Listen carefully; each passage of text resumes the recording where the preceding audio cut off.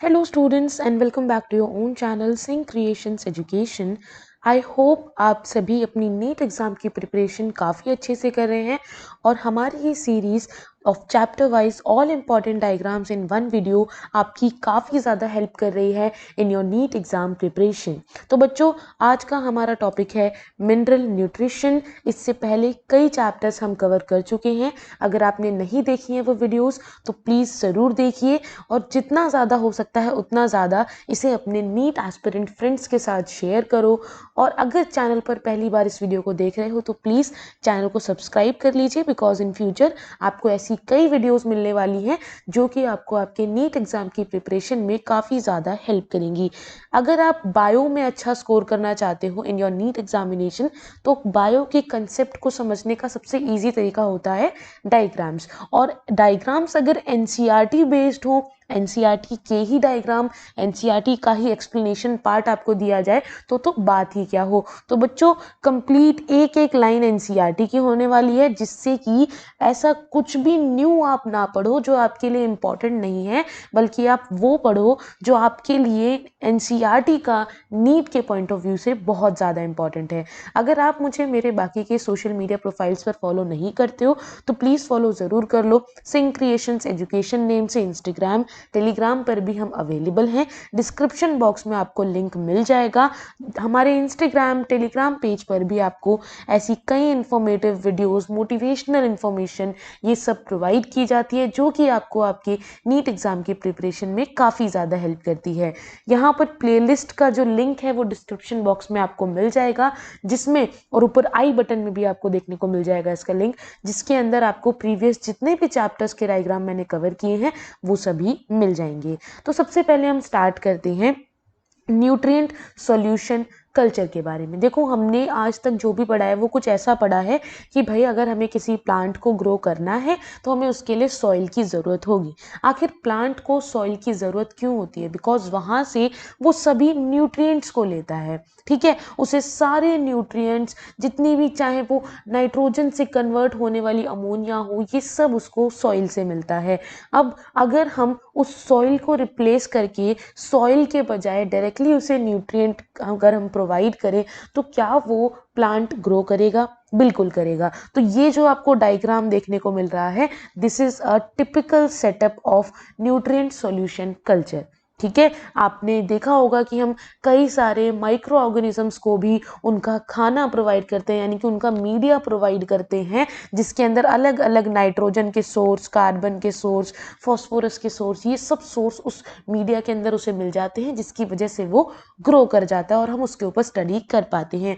वैसा ही कुछ इस डायग्राम में भी दिखाया जा रहा है कि कैसे एक प्लांट को उसके एसेंशियल सभी न्यूट्रिएंट प्रोवाइड करके हम उसे बिना सॉइल के ग्रो करा सकते हैं। तो जे वैन सैक ने फर्स्ट टाइम डेमोन्स्ट्रेट किया था, यानी कि बताया था, ये बहुत इंपॉर्टेंट नाम है, that plant could be grown to maturity. Plant को उसके मेच्योर लेवल तक ग्रो किया जा सकता है in a well defined nutrient solution, यानी कि ऐसे न्यूट्रिएंट सॉल्यूशन में जिसमें उस प्लांट के द्वारा यूज किए जाने वाले सभी के सभी एसेंशियल न्यूट्रिएंट प्रेजेंट हो, in complete absence of soil, यानी कि सॉइल प्रेजेंट ही नहीं है।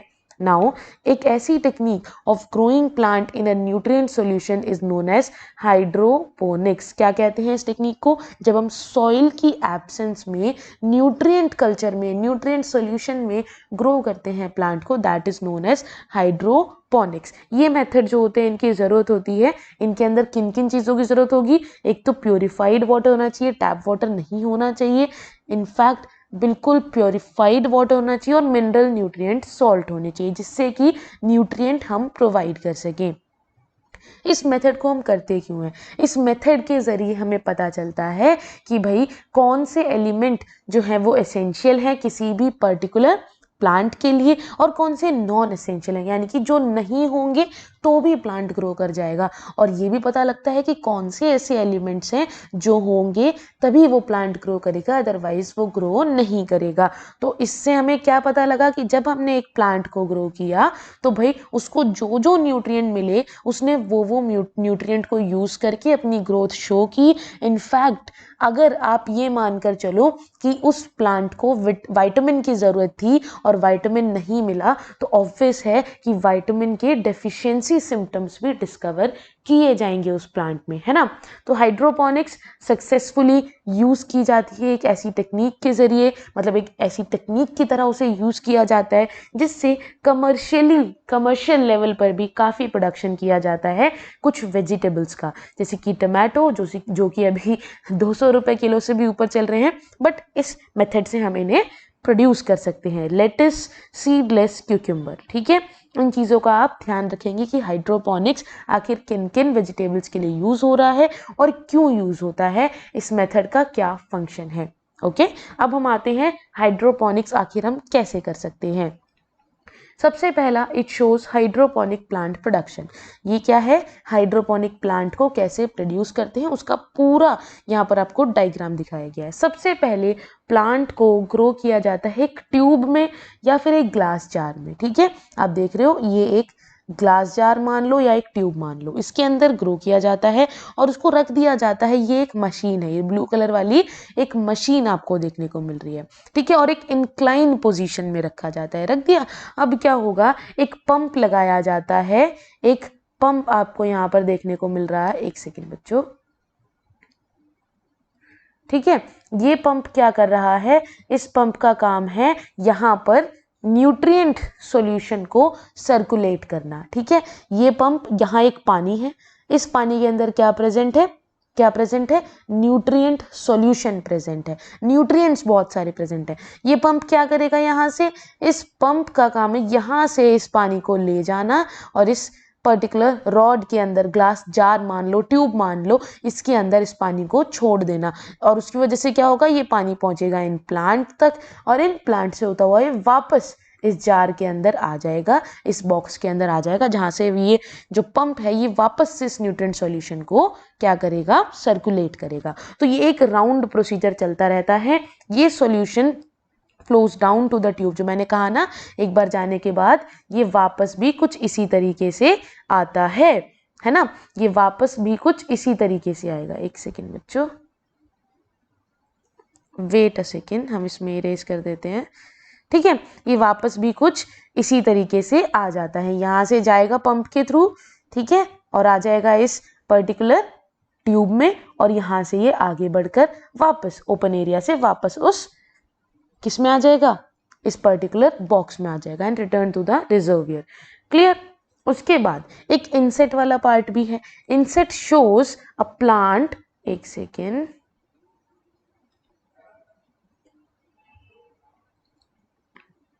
इनसेट यहाँ पर क्या शो कर रहा है, ये एक ऐसा प्लांट शो कर रहा है जिसकी रूट्स कॉन्टिन्यूसली बाथ हैं इन एरेटेड न्यूट्रिएंट सॉल्यूशन। अब इसका मतलब क्या है भाई, एरेटेड न्यूट्रिएंट सॉल्यूशन का मतलब क्या है, एरेटेड न्यूट्रिएंट सॉल्यूशन का मतलब है जहां पर कंप्लीट एयर आ रही है और न्यूट्रिएंट सॉल्यूशन भी उसको प्रोवाइड किया जा रहा है, ठीक है। एयर भी आ रही है और न्यूट्रिएंट सॉल्यूशन भी प्रोवाइड किया जा रहा है। न्यूट्रिएंट सॉल्यूशन यहाँ से मिल रहा है और एयर यहाँ पर जो होल्स बने हुए हैं उसमें से मिल रहा है। द एरो इंडिकेट, ये जो आपको एरो देखने को मिल रहे हैं ये क्या इंडिकेट कर रहे हैं, एक सेकेंड, ये थोड़ा सा प्रॉब्लम कर रहा है, इससे कर लेते हैं। ये एरो क्या इंडिकेट कर रहे हैं, ये इंडिकेट कर रहे हैं कि भाई किस तरफ से न्यूट्रिएंट सॉल्यूशन फ्लो हो रहा है। यहां से आया, ये फर्स्ट एरो है, ठीक है, यहां से ऊपर चढ़ा और पंप के थ्रू और यहां से ये नीचे वापस से इस ट्यूब के अंदर आ गया। आई बात समझ में। उसके बाद आगे हम बात करते हैं नाइट्रोजन साइकिल की। आपको समझ में आया हाइड्रोपोनिक्स कैसे होता है, कैसे हम न्यूट्रिएंट सॉल्यूशन के थ्रू उस प्लांट को ग्रो करते हैं with the complete absence of soil. अगला है नाइट्रोजन साइकिल। सबसे इजी होता है नाइट्रोजन साइकिल।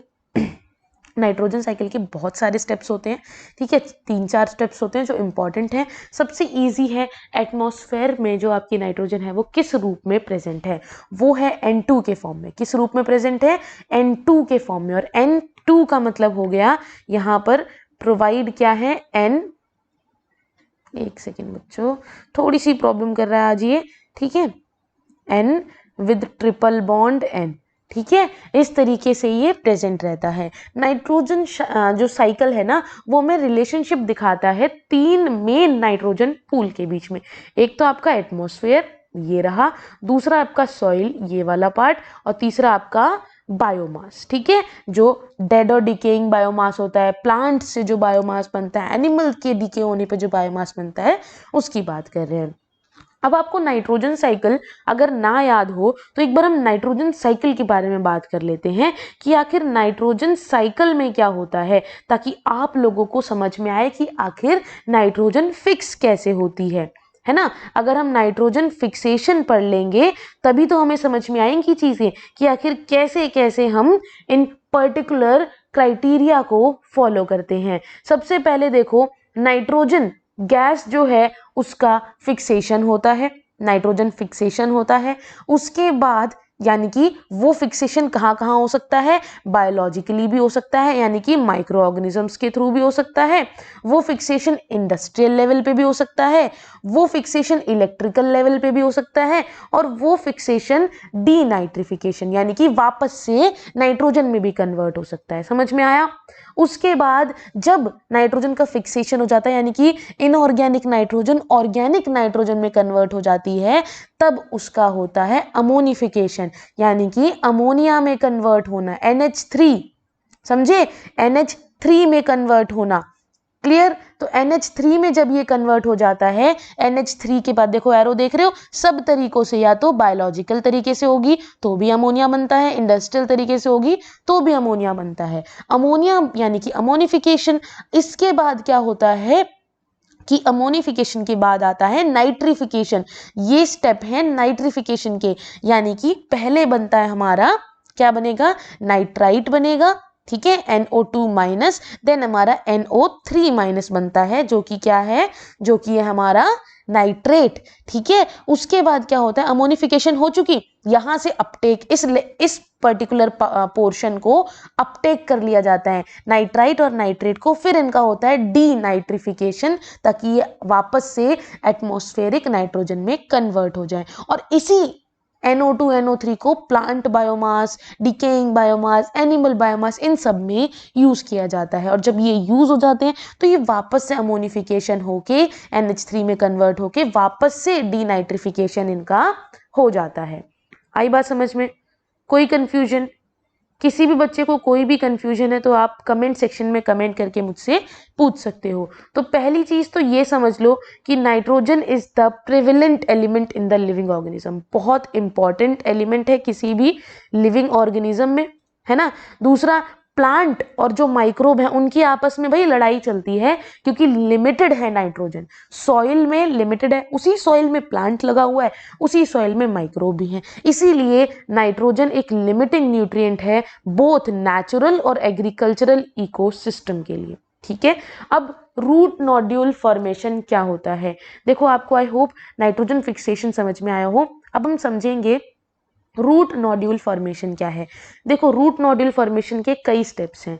पहला स्टेप क्या है कि देखो राइजोबियम बैक्टीरिया आया, ये आपको दिख रहा है बैक्टीरिया यहाँ पर, और ये रूट हेयर है। अब क्या होगा कि जो बैक्टीरिया है वो रूट हेयर के कांटेक्ट में आता है, जैसे ही वो बैक्टीरिया रूट हेयर के कांटेक्ट में आ जाता है, it will start dividing itself, वो अपना नंबर बढ़ाना शुरू कर देगा। तो देखो ये रूट हेयर है, इसके कांटेक्ट में आएगा तो कितने सारे बैक्टीरिया आ गए यहाँ पर। इसने क्या किया, इसने अपना नंबर बढ़ाया। क्या किया इसने अपना नंबर बढ़ा लिया। नंबर बढ़ाने के बाद अपॉन सक्सेसफुल इन्फेक्शन, क्योंकि इसने नंबर बढ़ाया, आपकी बॉडी में कोई भी बैक्टीरिया जाता है अपना नंबर बढ़ाता है, इसका मतलब उसने आपकी बॉडी में इन्फेक्शन कर दिया है। अब ऐसा करने के बाद क्या होगा, जो हमारा रूट हेयर है वो थोड़ा मोल्ड हो जाएगा, थोड़ा सा कर्ल हो जाएगा, उसे हम कहेंगे हुक। क्या कहेंगे उसे हम कहेंगे हुक कहते हैं। क्या कहते हैं, हुक कहते हैं,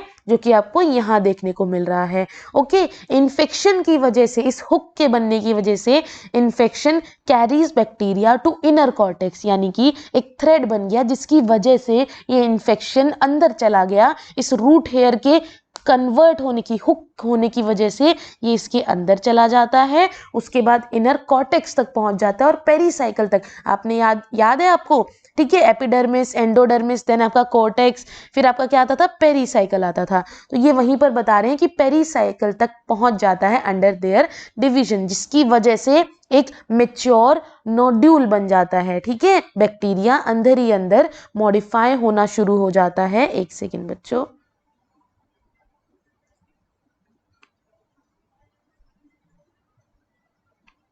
एक सेकेंड। हाँ, तो बैक्टीरिया क्या होता है, मॉडिफाई होना शुरू हो जाता है, रॉड शेप के बैक्टीरिया बनाने लग जाता है, जिसकी वजह से पेरिसाइकिल में जाकर वो डिवाइड करेंगे। अब डिवीजन हो जाएगी उनकी, काफी बार डिवाइड करते हैं, ग्रोथ भी होगी उनकी, जिसकी वजह से उनका नंबर बढ़ेगा और नोड्यूल बन जाएगा। एक मेच्योर नोड्यूल का डायरेक्ट कनेक्शन होता है विद द रूट वैस्कुलेचर। ठीक है, इसीलिए यहाँ पर नोड्यूल का फॉर्मेशन होता है। अब हम बात करते हैं बायोलॉजिकल नाइट्रोजन फिक्सेशन। अब बायोलॉजिकल नाइट्रोजन फिक्सेशन समझने से पहले आप एक चीज समझ लो, वो क्या है, वो है कि भाई बायोलॉजिकल नाइट्रोजन फिक्सेशन अगर बैक्टीरिया करता है दैट इज राइजोबियम, और प्लांट्स में लेग्यूम्स। ठीक है, किस प्लांट्स के साथ करता है, एक second, bacteria, rhizobium, plant, legume. अब हम बात करते हैं कि भाई यहाँ पर बैक्टीरिया राइजोबियम जो है उसके कुछ फंक्शन, पहली चीज नोड्यूल फॉर्मेशन कर सकता है, दूसरा इसके पास एंजाइम्स प्रेजेंट हैं। कौन से एंजाइम प्रेजेंट है, फॉर्मेशन ऑफ नाइट्रोजनेस एंजाइम। ठीक है, जो कि नाइट्रोजन फिक्सेशन में काम करेंगे, और ये कैपेबिलिटी सिर्फ बैक्टीरिया के पास है। आई बात समझ में। और तीसरा ये करते हैं फिक्सेशन। तो पहला नोड्यूल फॉर्मेशन करते हैं, उसके बाद ये क्या करेंगे, नाइट्रोजनेस एंजाइम की मदद से नाइट्रोजन का फिक्सेशन करेंगे। और प्लांट के अंदर भी नोड्यूल फॉर्मेशन की जो कैपेबिलिटी होती है वो प्रेजेंट होती है। अब इस डायग्राम को अगर मैं आपको बहुत सिंप्लीफाइड वर्जन में बताऊं तो सिर्फ बैक्टीरिया के पास ही ये कैपेबिलिटी है कि वो नाइट्रोजनेस एंजाइम को बना सकता है। समझे। अब क्या होगा, एंजाइम है, एंजाइम जब ही एक्टिव होगा जब उसको उसका सबस्ट्रेट मिलेगा। और सबस्ट्रेट किस रूप में आता है, यहाँ पर सबस्ट्रेट यहाँ पर आ जाता है, एक सेकेंड, सबस्ट्रेट यहाँ पर आ जाता है किस रूप में, नाइट्रोजन गैस के रूप में, जो कि N ट्रिपल बॉन्ड N के रूप में है। अब क्या होगा, सबस्ट्रेट आकर बाइंड कर जाएगा अपनी एक्टिव साइट पर, एंजाइम की एक्टिव साइट पर, और जब ये हो जाएगा यहाँ पर क्या होगा, इसकी बाइंड होने के बाद क्या होता है, यहाँ पर प्लांट की हेल्प ली जाती है। कैसे ली जाती है, प्लांट से 4 ATP यूज किए जाते हैं ताकि एक बॉन्ड तोड़ दिया जाए। ठीक है, ट्रिपल बॉन्ड है ना, तो एक बॉन्ड टूट जाएगा और यहाँ पर क्या हो जाएगा, 4 ATP ऐड हो गए, और क्या हो गए, 2 आपके H+ आयन प्रोटॉन और आपके 2 इलेक्ट्रॉन। ठीक है, समझ में आया। इसको हम कहते हैं डायमाइड। इसको क्या कहते हैं हम, इसको हम कहते हैं डायमाइड। अब इसका और रिडक्शन होगा, सेम वापस से 4 ATP कहाँ से आएगी, प्लांट से आएगी। ठीक है, तो यहां पर क्या होगा, 2 H+ आयन और 2 इलेक्ट्रॉन। आई बात समझ में, आई बात समझ में। ऐसे ही थर्ड स्टेप में भी होगा। ठीक है, यहां पर भी 4 ATP, एक सेकेंड, ATP, ठीक है, समझ जाना ATP लिखा हुआ है, और वैसे ही यहां पर 2 इलेक्ट्रॉन और 2 H+ आयंस हो गए। अब क्या हो रहा है, जब भी एक बॉन्ड टूट रहा है, एक H जो यानी कि H+ आयन है वो आकर के यहाँ पर अटैच हो जा रहा है। तो जब लास्ट स्टेप है, लास्ट स्टेप में देखो, एक नाइट्रोजन के पास 3 H हैं, NH3, what is this, ammonia. ठीक है, क्या प्रोडक्ट बना, अमोनिया बना। और यहाँ पर रिडक्शन के लिए भी, यहाँ पर इसको रिलीज करने के लिए भी 4 ATP की जरूरत पड़ती है। कितने ATP की जरूरत पड़ती है, 4 ATP की जरूरत पड़ती है। ठीक है ना, एक सेकेंड, समझ गए, आज समझ में आ गया होगा ना कैसे ये साइकिल चल रही है। तो 4 ATP की जरूरत पड़ती है, और सेम यहां पर भी 2 H+ आयन और 2 आपके इलेक्ट्रॉन। तो अब आप काउंट करो, 4 4 8 4 12 4 16, टोटल कितने ATP लगे यहाँ पर, रिएक्शन याद करा रही हूं, कितने लगे, 16 ATP। कितने ATP लगे, 16 ATP। कितने इलेक्ट्रॉन, 8 इलेक्ट्रॉन। कितने H+, 8 H+। ठीक है, माइनस है ये। ठीक है, 8H+, इस चीज को ध्यान रखना। और लास्ट में क्या होगा, अमोनिया रिलीज होता है, एंजाइम फ्री हो जाता है सबस्ट्रेट से और वापस से ये यहाँ पर आ जाएगा, नया नाइट्रोजन का जो कंपाउंड है वो इससे आकर के बाइंड कर जाएगा। ठीक है, तो वही है, यहाँ पर नाइट्रोजन है। नाइट्रोजन के साथ क्या क्या चीजें यूज की थी, क्या क्या चीजें यूज की थी, 8 इलेक्ट्रॉन यूज किए थे, 8H+ आयन यूज किए थे और 16 ATP यूज किया था, जिससे क्या आपका प्रोडक्ट बना, यहाँ पर देखो क्या प्रोडक्ट बना। एक चीज याद रखना, जब भी, क्योंकि H+ आयन भी तो आप यहाँ पर एक तरीके से देख रहे हो ना, तो क्या रिलीज होता है, अमोनिया रिलीज होते हैं, 2 तो अमोनिया रिलीज हो जाते हैं। ठीक है, ये देखो दिख रहे हैं आपको, 1 और 2, ठीक है, 2 अमोनिया और हाइड्रोजन गैस 16 ADP, क्योंकि ATP यूज हो गए हैं, और 16 क्या हो जाएंगे आपके, इनऑर्गेनिक फॉस्फोरस। ठीक है, आई बात समझ में। तो इस तरीके से आपको रिएक्शन याद रखनी है और बाकी कुछ याद नहीं रखना, जितना कुछ भी यहाँ पर लिखा हुआ है ना, सब एक एक चीज मैंने आपको इस डायग्राम के थ्रू समझा दी है। बस इतना याद रखना कि इस डायग्राम में सिर्फ इतना बता रहे हैं कैसे एटमॉस्फेयर की नाइट्रोजन को अमोनिया में कन्वर्ट किया जाता है with the help of plants energy.